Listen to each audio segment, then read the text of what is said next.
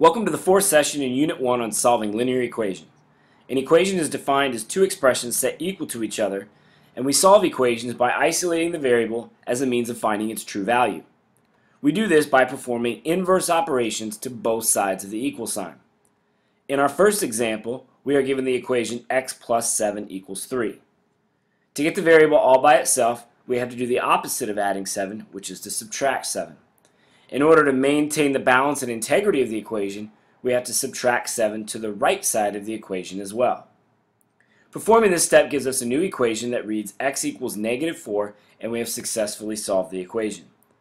The second example reads negative 2x equals 14.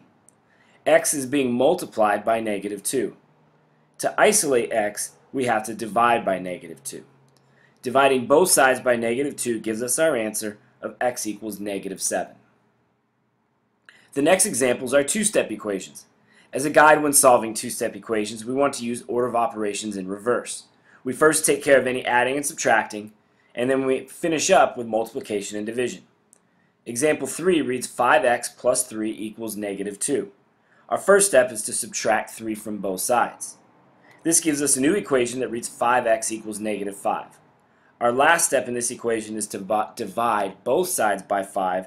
This leads us to our answer of x equals negative 1. In our last example, we have 5/3 x minus 7 equals 13. We begin solving this equation by adding 7 to both sides. This gives us 5/3 x equals 20.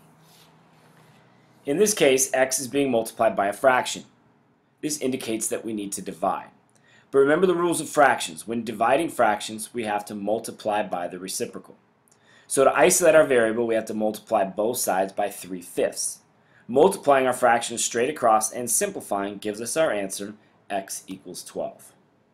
Solving equations is a major part of algebra, and we will spend a lot of time in this class solving a variety of equation types. To earn credit for completing this lesson, you need to successfully complete the quiz. Good luck!